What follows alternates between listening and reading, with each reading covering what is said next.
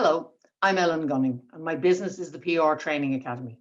I'm also a member of the Executive Council of EDL, the European Association for Distance Learning.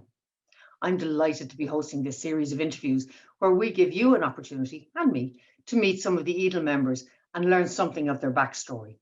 Today, I'm delighted that I'm joined by Dr. Ros Morpeth, OBE, who has recently retired as Chief Executive Officer of the National Extension College. Ros, thanks so much for joining me. Oh, you're welcome. It's a pleasure to be here, Ellen. Now, I have to tell you, I want to talk to you about your whole life story and how you got into education, and then what you did in education, and then what the future of education is. So 3 hours won't be enough, never mind the amount of time we have.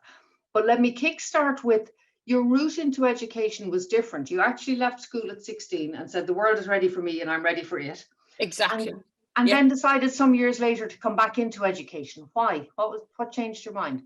Well, I was living and working in London. I was in my mid-20s and the women's liberation movement was just starting. And I started going to meetings of women's liberation groups. And I was very struck by the fact of how intellectually able the other women were. We'd have a meeting about, I don't know, wages for housework or something like that. And somebody at the end of the meeting would volunteer and say, I've been making notes and I'll do a briefing paper for the next meeting. And I can remember thinking, I could never, ever do that. I think that was the women's liberation movement worldwide, that it was the academics and the intelligentsia, for want of a better description, who were female, who actually got involved initially. So exactly. I know exactly where you're coming from. Yeah. And so I started thinking, why can they do it and I can't? And the one thing I decided, it was because they'd all been to university and I hadn't.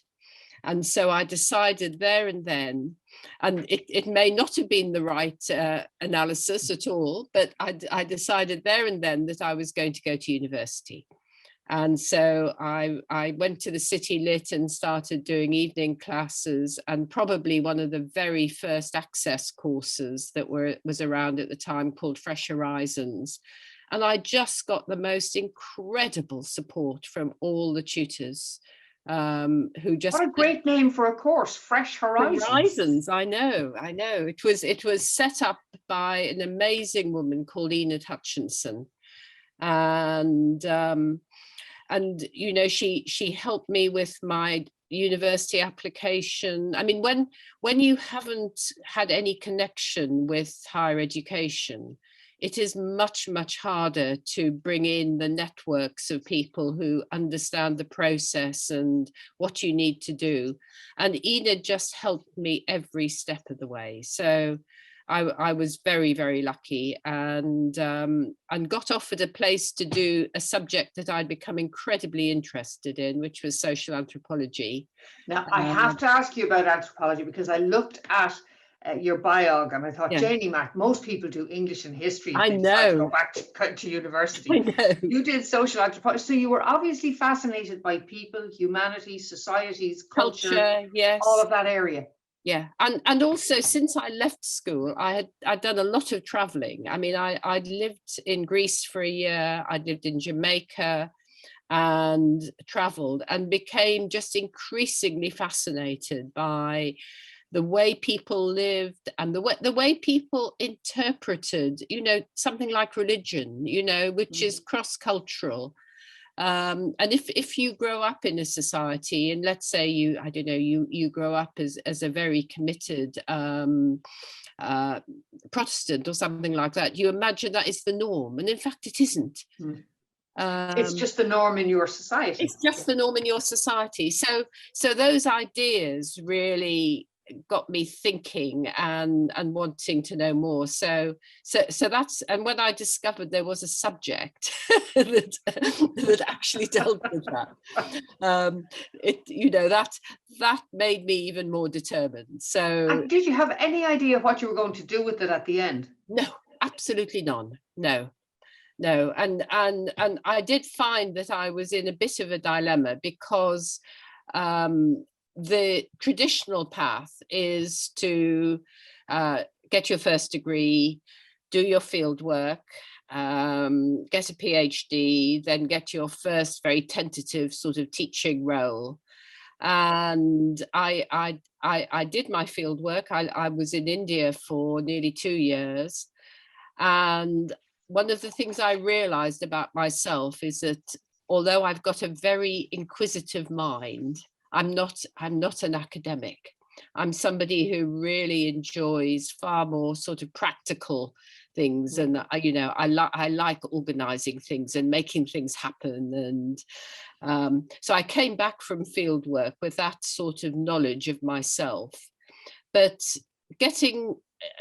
starting working in distance ed, it was purely by chance. I looked in the local paper because I thought, I need a job. I need a part-time job, really, while I can write up my thesis. And the National Extension College was looking for an educational editor. And I didn't really know what that involved, but I thought it sounded interesting. And to my amazement, I got the job. And, that actually, I mean, both obviously going to university, but starting work at the National Extension College just changed the direction of my life for the next sort of 3 or 4 decades, really. You said in an interview that I read about you that the NEC, I'm paraphrasing, but kind of you felt at home or you felt comfortable because it reflected your values. How? Well, because I hadn't come through the traditional route of education, and because I had come into education as a mature student. And I was lucky in that I landed in a place where I got a lot of support, but I knew lots and lots of other students would find that transition very difficult. And I think for myself, I realized that I benefited far more going to university in my mid-20s than I would have done straight from school. If I'd gone straight from school, there would have been a little bit of a resistance, a bit of a reluctance, as if I was sort of forcing myself to do it.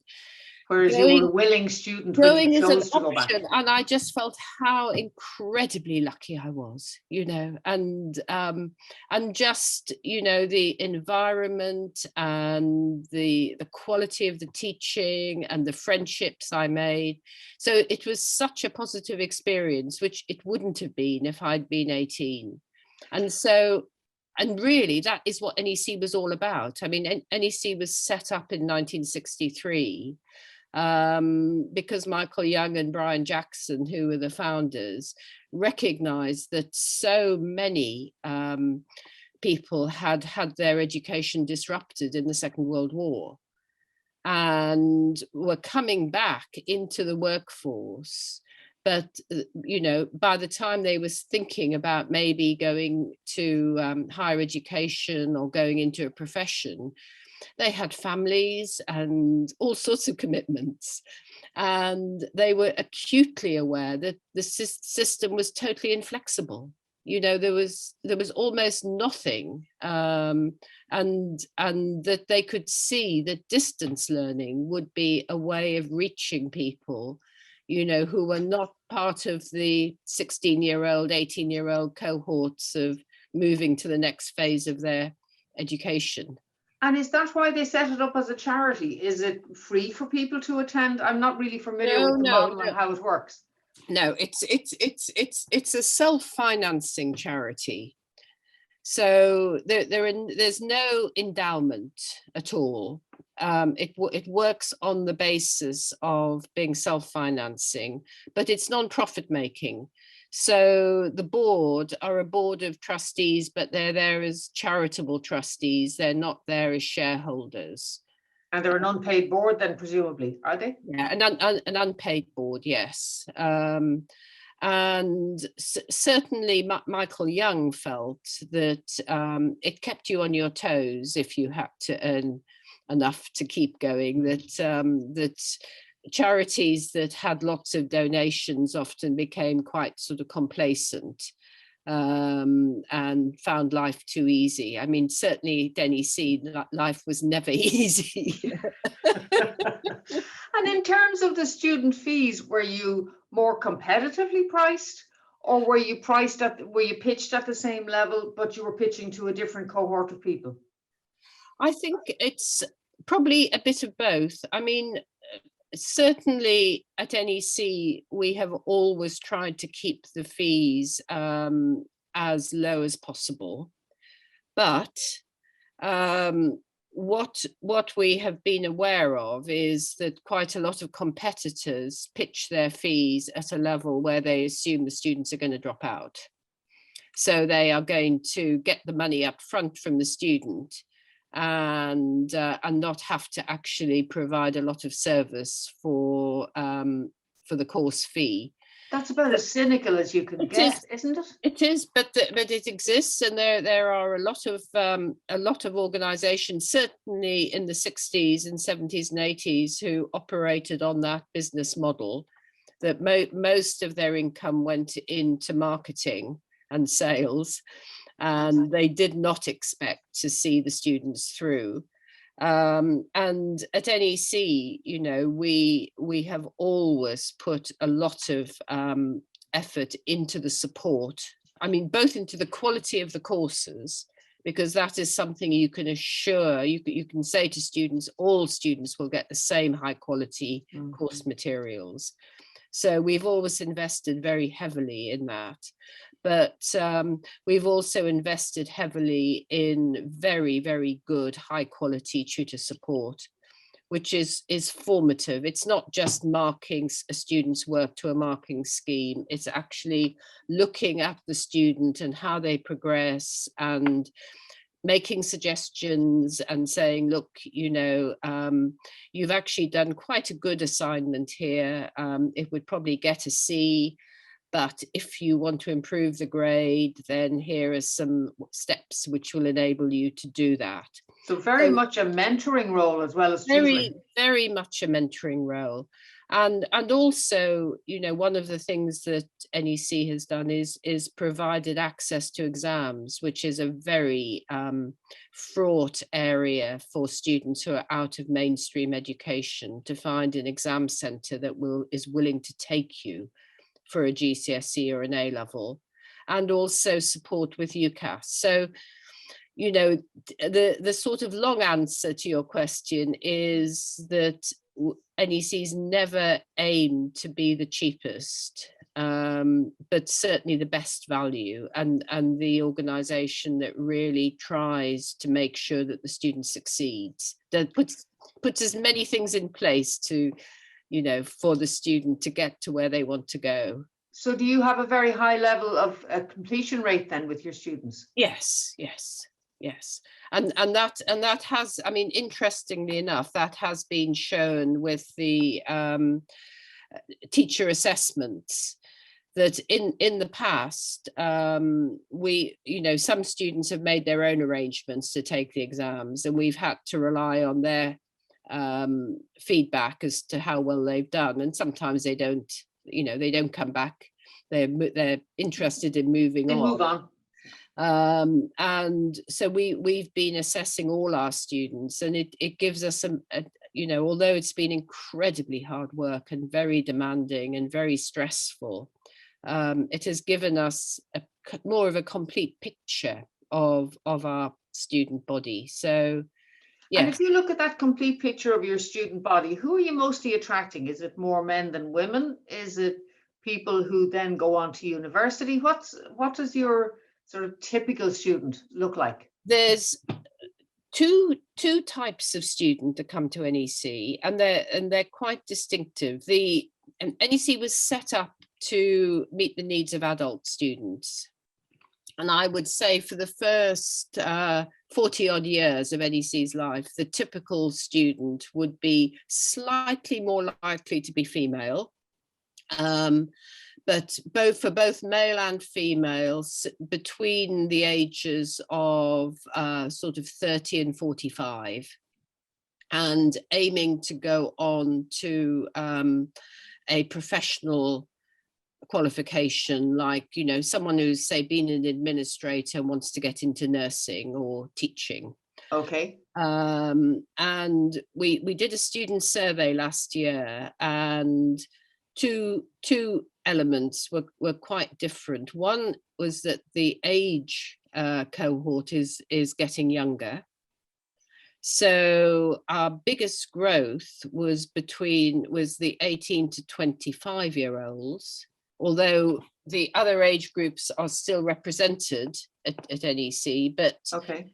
and we don't fully understand the answer, but the Open University have had a very similar trend, and we think it is to do with younger people being debt adverse, not wanting to take out big student loans, and maybe living at home and working and studying while they're doing, you know, while they're actually earning. But the other group that is really very interesting and very demanding is a big growth in home educated students. So these are young people of school age who are being educated at home by their parents. So they come to you almost for that final section where they're now facing exams and they need to know how to master that part of the system. Absolutely, absolutely. And they are particularly interesting and challenging, because with adults you can assume there is a motivation there. You know, they've paid their money, they know where they want to go. They might not always get there in a straight line, but you know, they've got a pathway.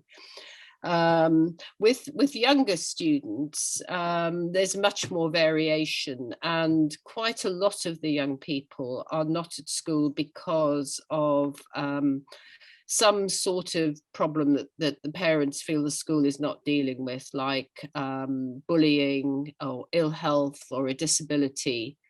And so those students would be more tender. They would need much more care. Much more in the way that you tutor them or work with them at all. Much more demanding on your tutors. Yeah, and we actually ask tutors to elect to study those students, to teach those students. We don't just assume, because a lot of our tutors are more sort of FE or HE experience. I think that's very fair though, because it's a different skill set.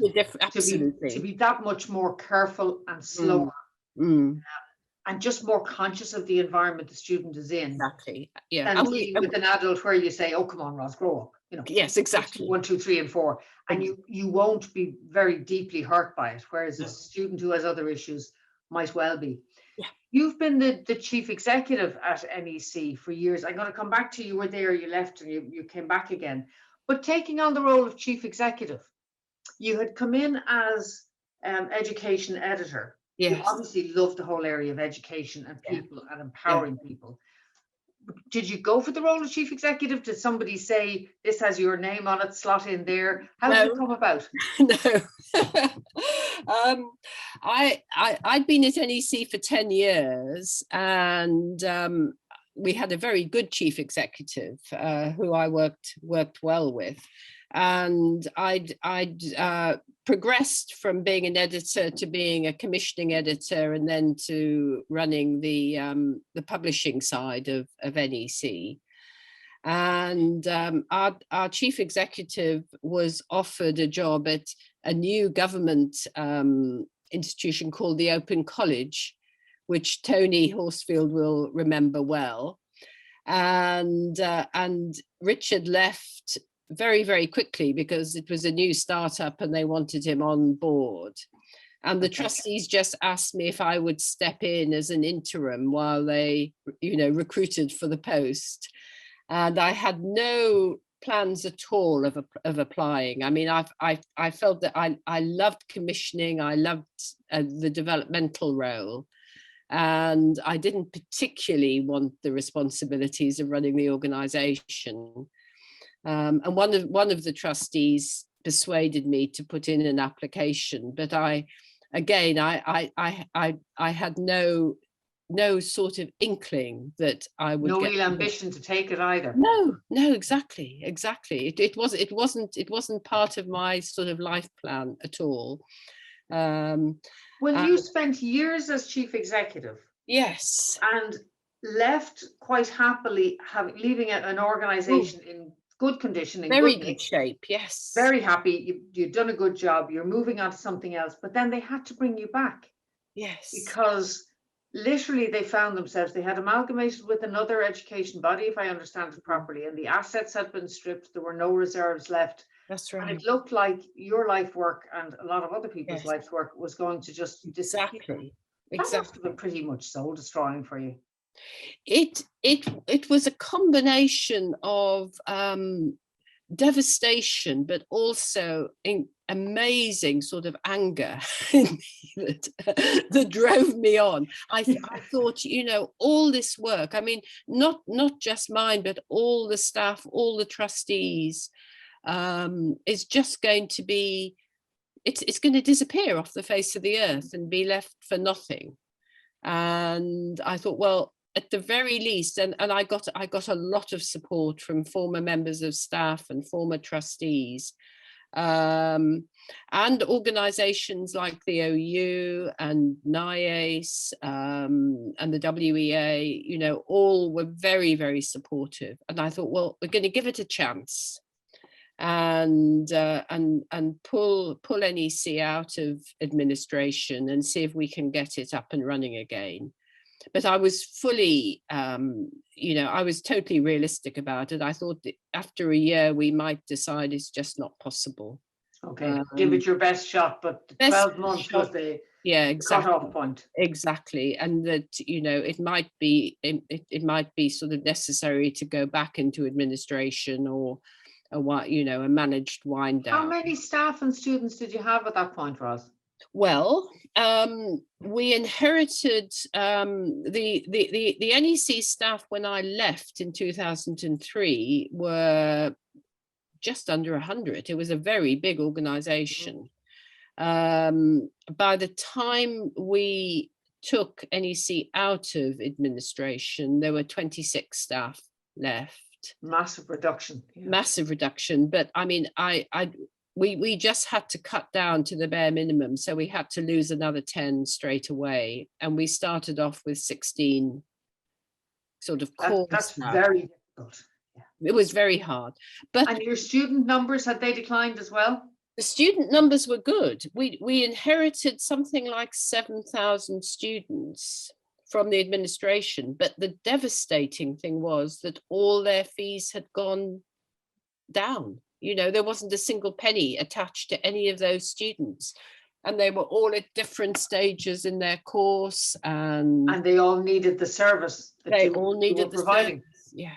Yeah. So a challenge. It was Did you find a pot of money somewhere? Or was it literally inch by inch, struggle by struggle? It was inch by inch, struggle by struggle. We got a small grant from the Skills Funding Agency because they recognised that if NEC hadn't come back, they would have morally had to find places in FE for those students. Okay, so it was really to compensate for the money they would have had to spend otherwise. Exactly. I mean, it was a fraction of what the costs were, but I mean, I learned lots of wonderful things that some of the tutors said to me, because the students weren't aware of what had happened. They weren't communicated with officially. The tutors were, because they're on the payroll. Yeah.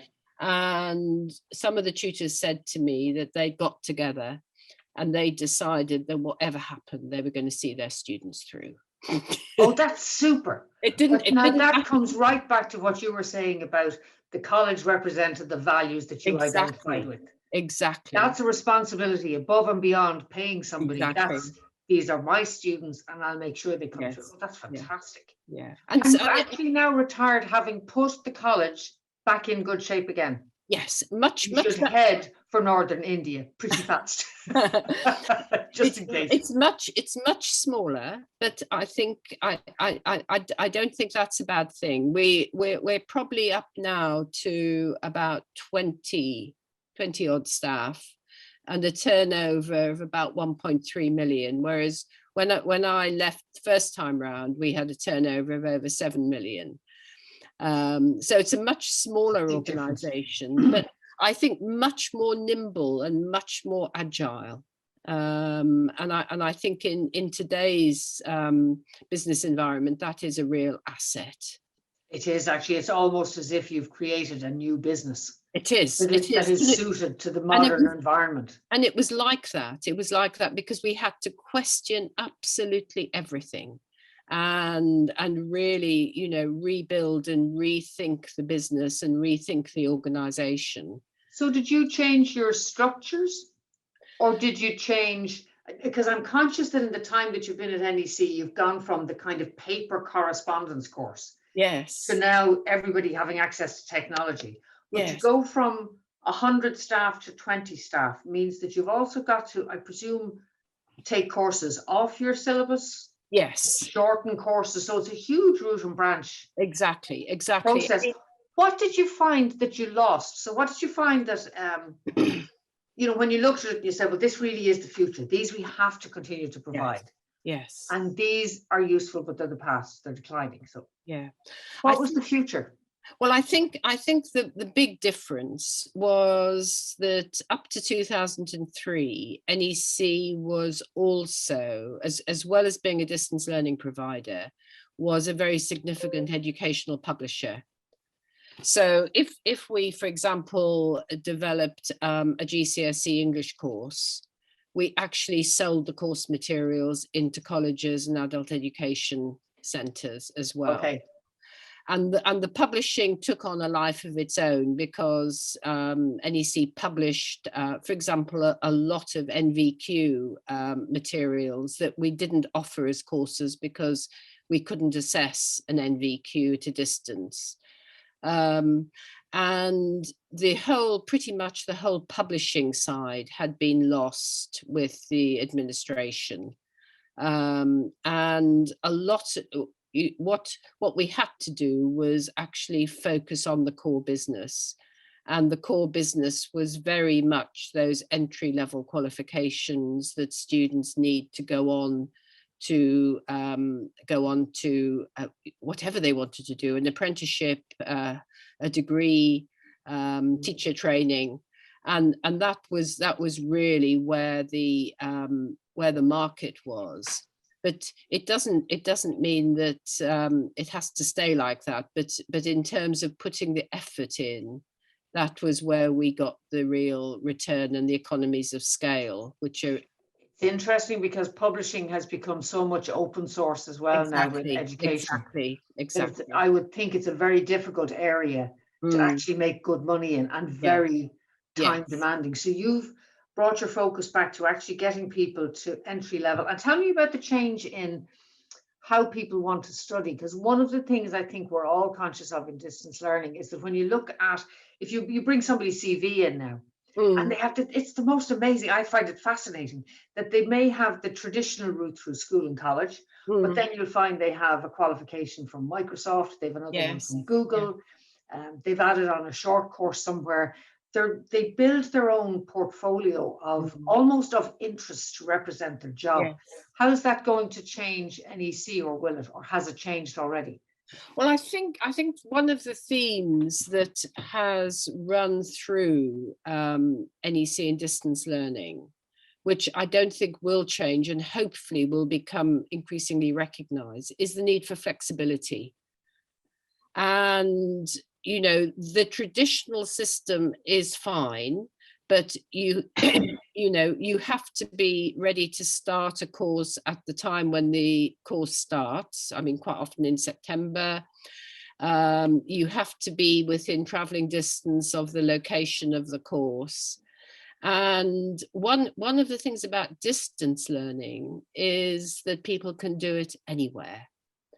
And when you do distance learning really well, students can enroll at any point, really. And I think I can see from some of the government initiatives that is at long last been recognised, but it's almost as if it's something new that people didn't realise. So I hopefully that will continue. There is a big tension, I think, for students who are not in mainstream education to access a lot of the sort of assessment around learning. So, you know, some organizations, some awarding bodies recognize that, and they will do on-demand assessment and remote assessment. But for those entry-level qualifications, you know, there is still the model where you have to book in, you have to turn up at an exam hall, you maybe haven't used a pen for a long time, but you have to write for 3 hours, yeah, etc. But actually, the barriers to getting assessed are really quite significant. And you know, when governments are talking about promoting adult learning and lifelong learning, they seem to be focusing on the supply of courses, but not on all the institutional requirements that are needed if you are not, you know, a traditional student. I think that's a really interesting point, that possibly the biggest challenge now facing students is getting through the assessment process to get to the next step. Before I let you go, tell me, if that's the greatest challenge facing students, what's the greatest challenge facing distance learning providers? Colleges. I think the biggest challenge, which is something which is really potentially exciting, and we were talking about, is actually getting learning much more personalized, because the distance learning model distills the course but assumes that students are going to go pretty much through the same process. Now, we all know with our learners that some students need a lot more support at the beginning, and then they get it. Others come in, you know, we've had students with degrees in maths having to do GCSE maths because they can't get onto a teacher training course without it. They've already got a degree in the subject. Crazy. And the community of students is very, very wide, but I think that with artificial intelligence, we can start finding ways of personalizing those pathways so that they meet the needs much more closely. I mean, a tutor does a lot, and our tutors are trained to do that. And, you know, they are trained to say to a student, you know, look, I don't go on to the next module until you've really grasped the principles of this, or you know, you can actually jump a couple of steps because you're clearly flying, you know, and that's very student-centered. Very student-centered. So the challenge is to find some sort of AI or machine learning or something which will allow you to identify, to almost separate the students into multiple different pathways. Exactly. So that you can give them the support that they need. Janie Mac, that's a Rolls-Royce education you're looking at there. Yes. Ross Morpeth, thank you for that chat today. I really, really enjoyed it. I think we could be chatting until next week. Okay. let's do that offline then. Excellent. We're going to retire now for a cup of coffee offline and a continuation of the chat. For today, let me give my sincere thanks to Dr. Ross Morpeth, OBE, former Chief Executive of National Extension College. I'm Ellen Gunning, my business is PR Training Academy, and I'm a member of EDL, the European Association for Distance Learning, who have brought you this series of interviews. Until the next time, bye-bye. Essential online training solutions for communications professionals, the PR Training Academy.